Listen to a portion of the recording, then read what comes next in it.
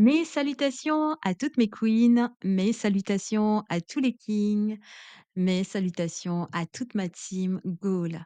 Bienvenue sur ma chaîne Devenir un couple Goal où l'on se retrouve pour un tout nouveau podcast après une longue absence. En tout cas, ça m'a paru très très long.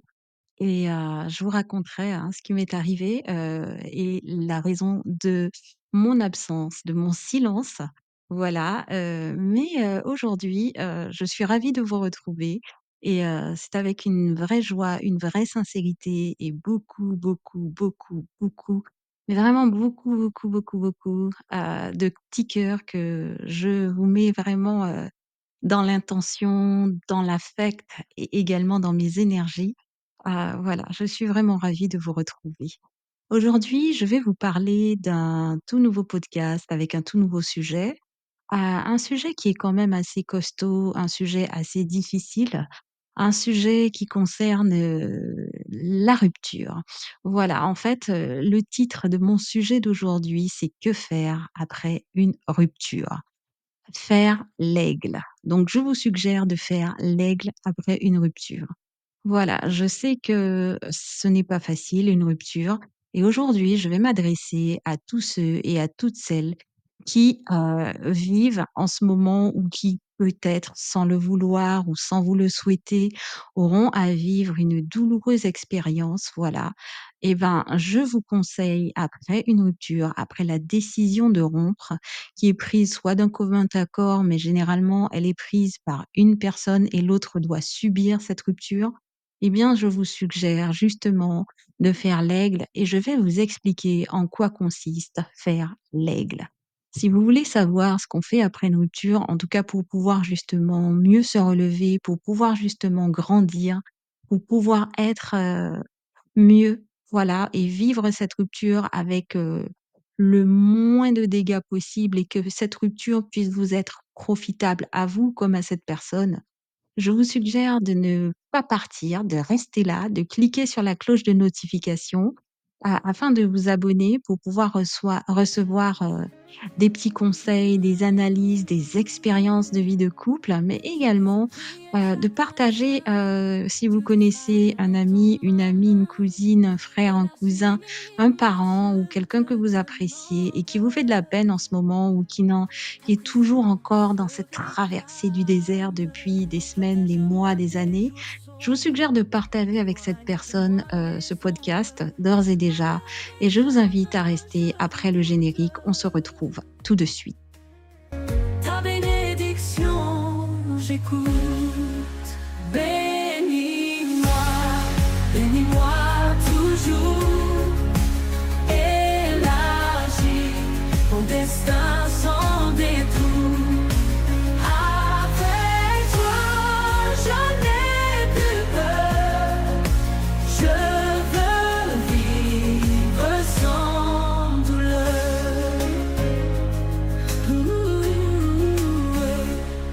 Alors, que faire après une rupture? Je vous suggère, en tout cas pour ma part, dans ce podcast, je vais vous suggérer de faire l'aigle. Et je vais vous détailler comment faire l'aigle après une rupture. Aujourd'hui, je m'adresse à tous ceux et à toutes celles qui ont eu à vivre une douloureuse expérience de la rupture. Je m'adresse également à tous ceux et à toutes celles qui, sans le vouloir et sans vous le souhaiter, auront également à vivre. Anticiper, s'organiser, mettez ça dans un coin de votre tête. On ne sait jamais à quoi on peut être confronté dans ce monde et dans cette vie. Donc, venez et écoutez, même si vous n'êtes pas dans cette situation. Voilà. Et si vous ne l'êtes pas, mais que vous connaissez, je le répète, quelqu'un qui vit cette expérience et qui n'en est pas sorti et qui est dans l'œil du cyclone, eh ben, partagez avec cette personne ce podcast afin de pouvoir l'aider, afin de pouvoir l'inspirer, afin de pouvoir lui insuffler des énergies positives et également peut-être un début de solution. Quand on parle de rupture, souvent on associe à rupture la douleur, la tristesse, les pleurs, un départ, des souvenirs, des émotions, beaucoup d'amour aussi, beaucoup de choses qui se sont produites et qui sont en train beaucoup de constructions, beaucoup de choses que vous avez pu bâtir et qui malheureusement, vont être déconstruites, que vous allez devoir, voilà, ça va être le chantier dans votre vie, ça va être le bazar dans votre vie pendant un petit moment, voilà. C'est à cela qu'on associe généralement une rupture. Mais ça va même parfois jusqu'à la mélancolie, la dépression pour certaines et vraiment, certains ou certaines tombent non seulement malades mentalement, psychologiquement, mais certains et certaines perdent la foi et tombent malades spirituellement, physiquement également. Tellement la rupture, l'attachement, l'amour, la relation était fusionnelle, était forte, certains ou certaines tombent malades. Mais la rupture n'est pas seulement associée à des éléments, péjoratifs négativement. Elle peut être également associée à une délivrance, une liberté. C'est l'occasion pour certains et certaines de se retrouver, de renouer avec leur propre moi, leur propre personnalité, leurs projets, leur destinée avec leur Dieu et de pouvoir se faufiler et retrouver la meilleure version d'eux-mêmes. Parce que certaines relations ne sont pas destinées à prospérer, parce que c'est pas le conjoint ou la conjointe de votre destinée. Donc si, vous vous trouvez dans une situation de rupture ou que ça fait des mois et des mois que vous traînez, cette tristesse, cette nonchalance, cette dépression, cette déprime, réveillez-vous, asseyez-vous, en tout cas faites du mieux que vous pouvez. Prenez une tasse de café, prenez du thé ou un chocolat chaud, prenez une boisson froide si vous êtes dans un pays chaud et venez écouter ce que j'ai à vous dire. Voilà, donc avant d'en arriver à parler un petit peu de liberté, de délivrance, et de faire de sa rupture quelque chose de positif, il y a un certain nombre de choses, qu'il va falloir faire. Parce que, pour pouvoir réussir une rupture, pour pouvoir, entre guillemets, hein, «réussir une rupture», pour qu'elle vous soit profitable à vous et pourquoi pas à cette autre personne, heu, une rupture obéit à un certain processus. Il y a, qui dit processus dit un certain nombre d'étapes, voilà. Et beaucoup de personnes ne respectent pas ce processus de rupture, ces étapes de rupture et utilisent justement pour en sortir le plus vite possible, pour pouvoir en finir avec ou même ne pas passer par la souffrance, par les larmes, par la tristesse, par la solitude, par la remise en question. Beaucoup de personnes veulent éviter ce genre d'étapes et veulent brûler les étapes et utilisent des moyens malhonnêtes, des moyens tronqués pour sortir de cette tempête, pour fuir même, parce qu'en réalité, ils n'y entrent même pas. Voilà, donc beaucoup de personnes fuient et par des moyens malhonnêtes. C'est-à-dire que au lieu de rentrer dans ce processus de la rupture et dans toutes les étapes, de franchir les étapes successivement pour pouvoir se relever grandi, eh ben, ces personnes justement n'en ressortent pas grandies. Elles n'en ressortent pas matures. Elles ne ressortiront pas responsables. Au contraire, elles vont se comporter de manière malhonnête, arriviste, opportuniste, immature, irresponsable et voilà, tout simplement parce qu'elles vont adopter ce fameux adage qui dit, que quand on tombe à cheval, eh bien, il vaut mieux remonter en selle tout de suite. C'est-à-dire qu'elles vont se servir d'une relation tremplin pour pouvoir justement, tricher et ne pas ressentir cette solitude, ne pas vivre, justement cette rupture correctement et elles vont reporter sur une personne de leur choix, tout voilà, elles vont reporter en fait, la rupture. Elles vont se servir de cette personne comme un punching ball, mais également comme un réceptacle pour pouvoir justement, tronquer la douleur pour pouvoir justement tromper leurs émotions, mais également elles vont tromper cette personne. C'est-à-dire qu'elles vont être tellement occupées à tromper cette personne, à lui raconter fleurette, à essayer de vivre des choses, positives. C'est presque tomber dans sortir dans de la cendre pour tomber dans du feu, voilà, pour justement ne pas avoir à passer par ces moments difficiles que peuvent être les ruptures. Voilà. Donc la personne qui, au final, sera la plus malheureuse et qui paiera les pots cassés et qui finalement, vivra les conséquences d'une rupture, ce n'est pas celle qui, à la base, avait la rupture et a rencontré, heu, son tremplin pour pouvoir mieux rebondir. Ce sera justement celle qui aura été utilisée comme une serviette, comme une éponge pour pouvoir venir éponger, nettoyer, absorber la souffrance, les émotions, les comportements, les réactions de cette personne. Voilà. Donc, moi, je trouve que c'est assez, entre guillemets «bâtard». Je trouve que c'est assez, c'est tricher, voilà. C'est mentir, c'est tronquer la vérité, c'est être malhonnête, c'est se servir des autres et moi, en tout cas, je n'aimerais pas être, ce genre de personne que l'on utilise. Voilà, je sais que c'est extrêmement douloureux d'être utilisé, que c'est extrêmement douloureux de devenir le tremplin de quelqu'un pour pouvoir justement, se relever d'une relation et je ne le souhaite à personne. Voilà. Donc, du coup, nous allons justement partir, sur, justement, quelle solution je vous propose pour vivre la rupture, et surtout comment la vivre, comment surmonter une rupture efficacement et comment se relever d'une rupture et devenir plus fort, plus forte, meilleure, la meilleure version de soi. Alors pour ceux et celles qui se demandent si j'ai déjà vécu une rupture, bien entendu que j'ai déjà vécu une rupture et je m'en rappelle d'une rupture en particulier qui était véritablement dure, qui était très, très, très compliquée. Ben, ça date quand même, ça date de très, très, très, très longtemps. Je me rappelle que j'avais un 1er amour.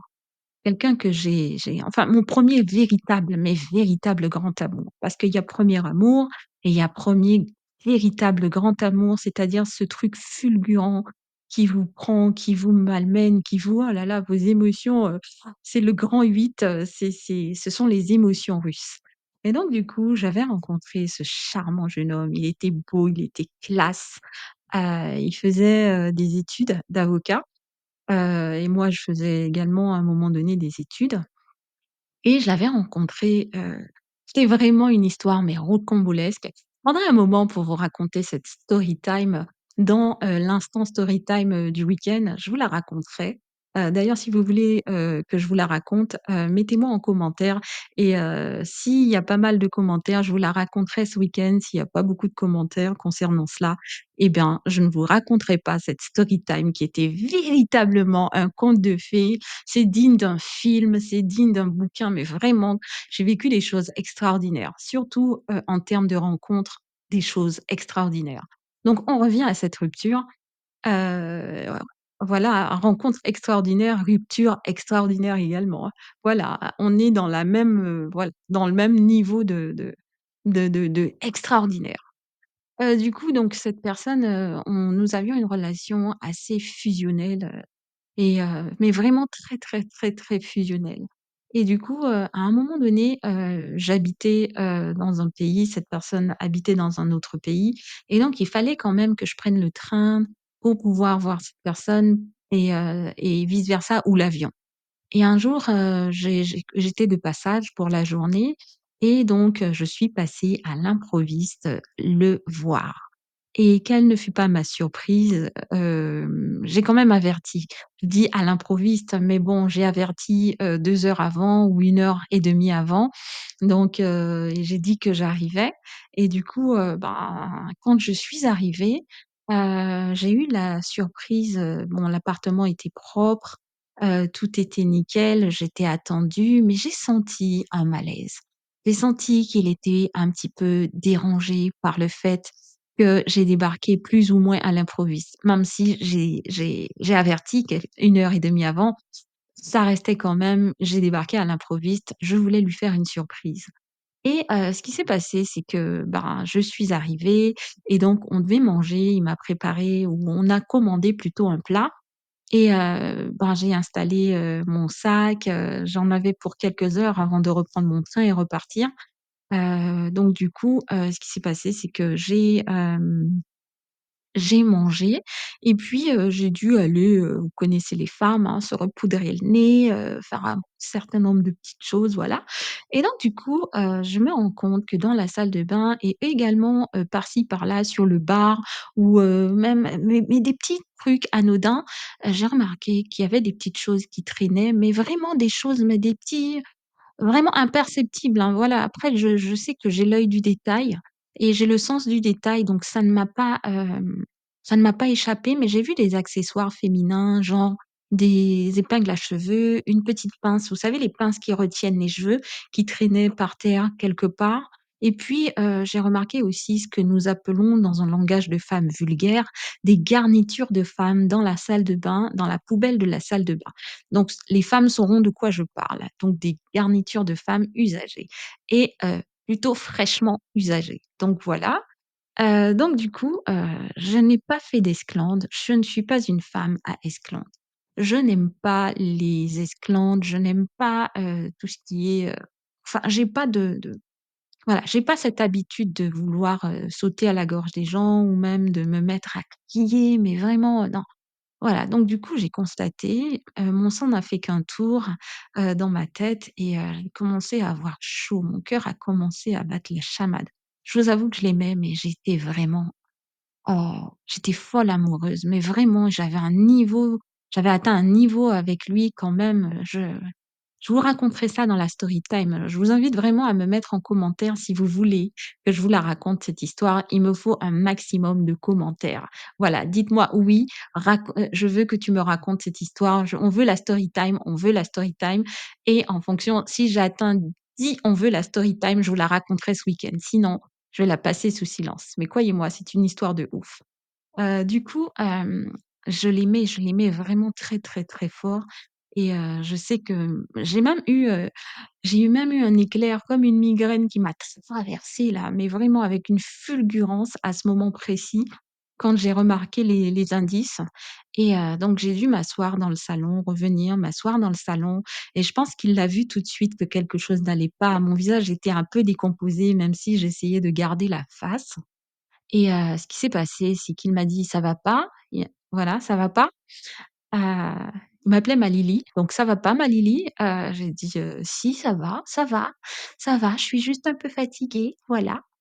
Et donc il m'a cru à demi, à moitié et du coup, on a continué à converser, mais c'est là où, je me rendais compte quand même que ce que j'avais supputé, que ce que j'avais observé, comme s'il n'était pas vraiment content, il y avait comme un malaise quand je suis arrivée, ben, je me suis rendu compte finalement que je m'étais pas trompée, et qu'il était un peu fuyant. Voilà, qu'il était un peu mal à l'aise et que nos discussions étaient moins animées, il avait un petit peu moins de choses à me dire. Du coup, ce qui s'est passé, c'est qu'il m'a dit qu'il revenait, qu'il devait aller chercher quelque chose, voilà, que son meilleur ami, l'attendait pour lui remettre quelque chose. C'était pas la première fois qu'il s'absentait, au bout de 3 heures. La première fois, c'était pour aller chercher du jus, la seconde fois, c'était pour, jeter les poubelles et la troisième fois, son ami souhaitait lui remettre quelque chose. Voilà. J'ai débarqué à l'improviste, c'est tout à fait normal qu'il puisse avoir des choses à faire. Donc ça ne me dérangeait pas à la base. Mais avec les nouveaux éléments que j'ai eus, bah, là, par contre, j'ai commencé à me poser des questions. Et comme chaque fois qu'il était parti, la première fois pour chercher du jus, la seconde fois pour jeter les poubelles de la cuisine, hein, attention, pas celles de la salle de bain malheureusement. Donc du coup, chaque fois qu'il partait, ben, moi je le regardais par la fenêtre, amoureuse et bébête que j'étais. Et ça ne m'avait pas échappé que chaque fois bon, le temps qu'il descende les escaliers et qu'enfin qu'il apparaisse dans mon champ visuel quand il traverse la cour, ben, chaque fois qu'il traversait la cour, il était déjà au téléphone. Donc ça m'avait un peu quand même voilà, ça m'avait fait tilt. Et puis cette troisième fois, au moment où il traverse la cour, il est de nouveau au téléphone. Donc je me suis dit: «OK, la chose doit être quand même confirmée». Il a besoin d'être au téléphone à chaque fois, il peut pas le faire devant moi et du coup, il doit se trouver une excuse à chaque fois. OK, pas de souci. Alors finalement, quand il est remonté, il est venu, voilà et tout, j'ai même pas cherché, hein, quand il est parti, chercher une preuve ou chercher quoi que ce soit. j'avais pour moi, c'était déjà confirmé, donc du coup, je lui ai juste dit en plus, ouais, j'avais aussi trouvé des cheveux. Et voilà, des cheveux féminins, qui ne correspondaient pas forcément à la couleur, la teinte de mes cheveux, sur, le canapé par-ci. Bon, je veux bien, hein, qu'il ait fait la fête, que des gens viennent, qu'ils s'assoient et tout, mais bon, c'était un peu gros après tout ce que j'avais déjà vu et du coup, je lui ai posé la question quand il est revenu et je lui ai dit, en lui montrant, l'épingle et la pince à jeu, je lui ai dit: «C'est à qui ça? À qui appartient ça?» Et il a buggé. Il m'a regardé. J'ai vu la peur dans ses yeux. Il a buggé. Il a fait, il a bégayé et ensuite, il, il a il a réfléchi pendant un bon moment. J'ai eu l'impression de me retrouver, là encore, dans un film où, vous savez pas ce qu'il m'a répondu. Il m'a sorti l'excuse, mais vraiment l'excuse bidon qu'on sort dans les films, là, quand on est pris la main dans le sac. Ben, c'est à ma sœur. Ben, oui, oui, oui, c'est à ma sœur. Sauf que, ben, je connaissais bien son histoire avec sa sœur et qu'ils étaient pas proches du tout et que sa sœur ne venait jamais chez lui et qu'ils se voyaient quasiment jamais, voire jamais. Si dans l'année, ils se voyaient une fois pour des raisons, vraiment, même pas fraternelles, mais pour des raisons pécuniaires, ben, c'est vraiment, la seule raison pour laquelle, voilà, ils se voyaient et c'est quand elle avait des soucis d'argent. Ben, du coup, la façon dont il m'a répondu, j'ai senti qu'il m'a menti et il a vite changé de sujet. Il a vite fait de changer de sujet, mais en plus, il était sur la défensive, la façon dont il me parlait après. Je l'ai laissé un petit peu, voilà et non, je lui ai quand même dit: «Tu es sûre? Parce que je croyais que toi et ta sœur, c'était pas la joie et que vous vous fréquentiez pas et tout», et c'est là où il m'a répondu sur la défensive. On a bien le droit de voilà, il a commencé à crier, il était un peu dans les aigus alors que d'ordinaire, c'est quelqu'un de très calme, c'est une force tranquille, c'est quelqu'un avec beaucoup de charisme. Donc là encore, ça m'a aiguillée. Je l'ai laissé, j'ai laissé une demi-heure passer et puis après, je lui ai dit: «Tu peux venir voir» et je l'ai emmené dans la salle de bain pour voir les garnitures fraîches qui traînaient dans la poubelle. Non, avant cela, je lui ai dit: «Et ta sœur et donc et ça date de longtemps son passage et tout?» Et il me dit: «Ben, ouais, je crois que c'était il y a ben oui, peut-être il y a 2 semaines, ouais, elle était passée et tout». J'ai dit: «Ah d'accord, OK et comment ça s'est passé et tout et du coup, vous vous entendez mieux du coup?» Voilà, j'ai brodé un peu. Pour essayer de, voilà, glaner un petit peu d'informations et bien préparer la prochaine offensive, la prochaine attaque et du coup, il a répondu à mes questions, voilà et du coup, je l'ai emmené dans la salle de bain, j'ai ouvert la poubelle et je lui ai dit: «Et ça, c'est quoi? C'est à qui les garnitures là?» Et c'est là qu'il a grandement buggé. Bah et là, il me dit: «Bah, c'est à ma sœur». J'ai dit: «OK, ta sœur, mais tu m'as dit qu'elle était là il y a 2 semaines». Ça, c'est pas 2 semaines, hein, là, c'est frais, hein». Et là, il a buggé, il s'est énervé, il m'a dit: «Pourquoi tu me crois pas et tout?» Voilà et je lui ai dit: «Mais non, tu peux pas me prendre pour une, neuneu». J'ai pas dit neuneu, j'ai dit conne, voilà et voilà, je ce que je te demande, c'est la vérité. Si c'est pas ta sœur, dis-moi que c'est pas ta sœur et après, ça peut arriver, et je veux juste la vérité. Après, je te demande pas de me mentir, je pense que ça ne va pas nous faire avancer, mais au moins dis-moi la vérité et puis parlons-en. Voilà, j'étais décidée à même pardonner, passer l'éponge, essayer de comprendre. En fait, je l'aimais trop pour pouvoir réfléchir à une rupture, à ce moment-là. Mais la façon dont il s'est énervé, la façon dont il m'a traitée et la façon dont il a été arrogant, il a été, vraiment, comme s'il s'est drapé dans sa dignité, comme si c'est lui qui avait raison et tout. Je l'ai laissé et je lui ai simplement dit à un moment donné: «Ah bah, puisque c'est comme ça, je m'en vais et c'est terminé entre toi et moi». Voilà, donc du coup, c'est moi qui ai décidé à ce moment précis de la rupture. J'ai pris mon sac, et j'ai été vers la porte d'entrée pour m'en aller. Il est venu, vers moi et il m'a dit, il a retenu la porte et il m'a dit: «Si tu t'en vas, ça va être définitif. Je te demande de bien réfléchir à ce que tu fais». Heu je sais que c'est quelqu'un qui est très charismatique, c'est quelqu'un qui a vraiment beaucoup de fierté et c'était quelqu'un qui était sensé. C'était quelqu'un qui en tout cas, je pense qu'il y aurait pu j'aurais pu discuter avec à ce moment-ci, j'aurais pu au moins essayer de discuter.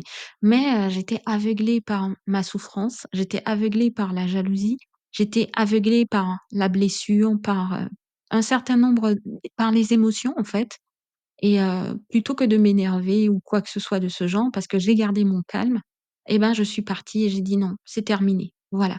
Je voulais lui faire mal autant qu'il m'avait fait mal et donc je suis partie et il a voulu m'accompagner, il prenait sa veste et je lui ai dit: «Non, inutile de m'accompagner, j'ai pas besoin.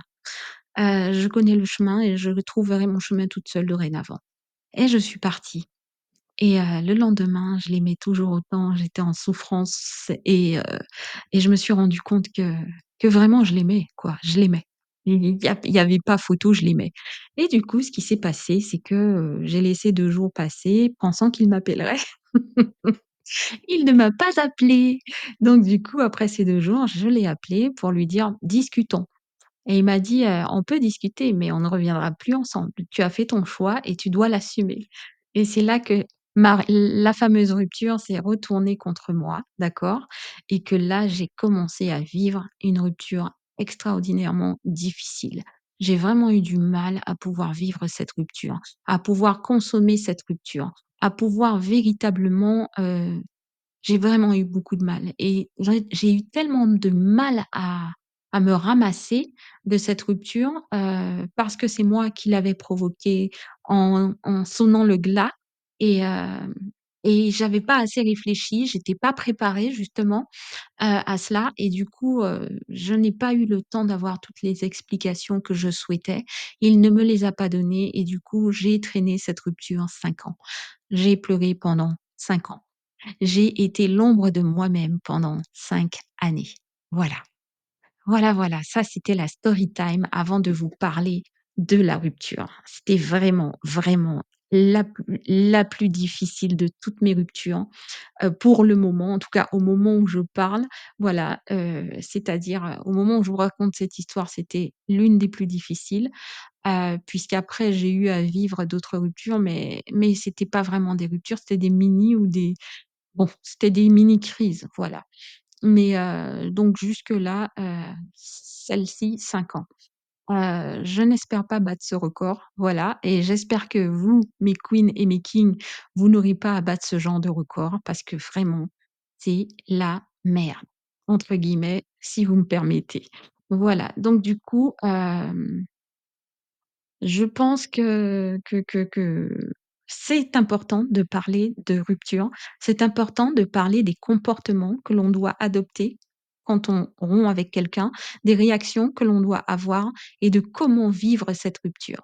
Donc voilà, nous allons tout de suite passer à la seconde partie de ce podcast justement, pour pouvoir justement décortiquer qu'est-ce qu'il faut faire après la rupture? Comment il faut se comporter après la rupture?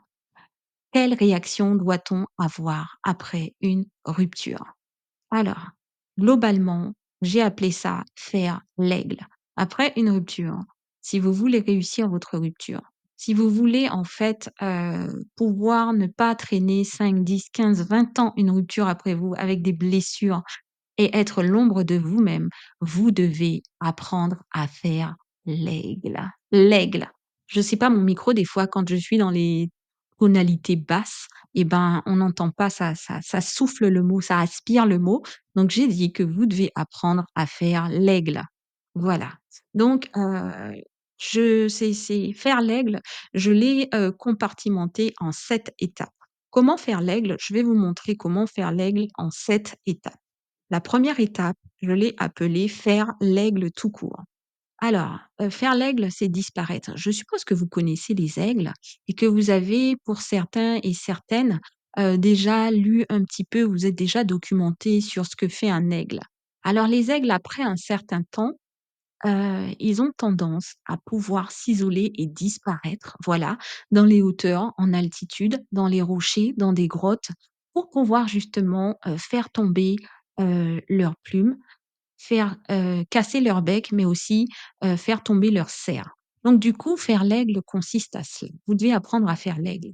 Parce qu'en fait, tout est dans la nature, en fait. Si on prenait le temps de pouvoir observer la nature, de pouvoir se cultiver, de pouvoir apprendre des animaux, de la végétation, du règne animal, du règne végétal, mais aussi, de la mer, des poissons, des oiseaux, voilà.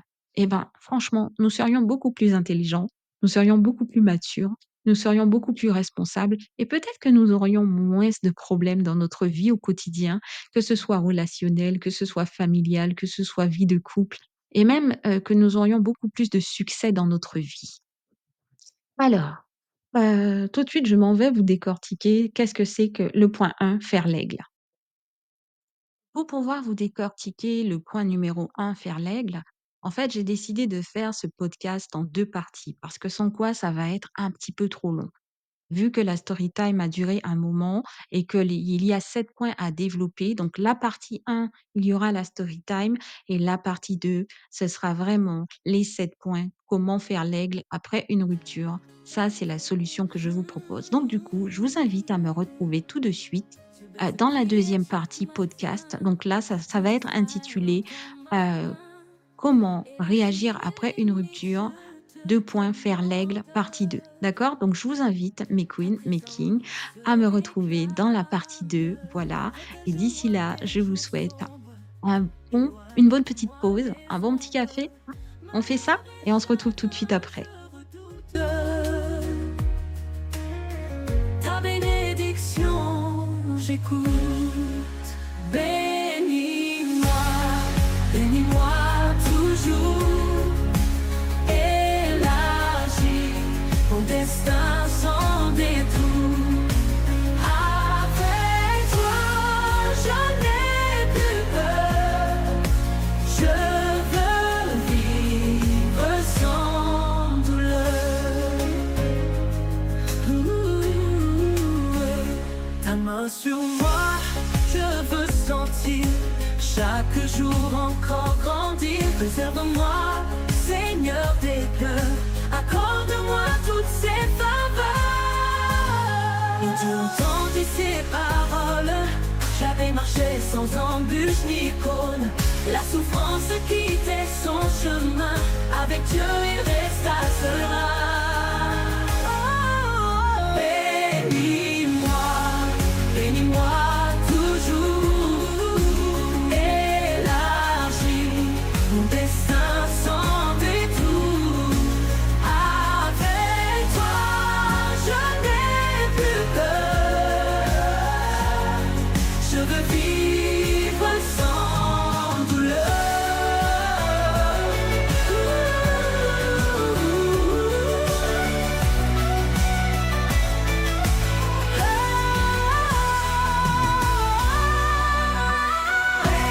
Bénis-moi, bénis-moi, bénis-moi toujours. Élargis mon destin sans détour. Avec toi, je n'ai plus peur. Je veux vivre sans douleur.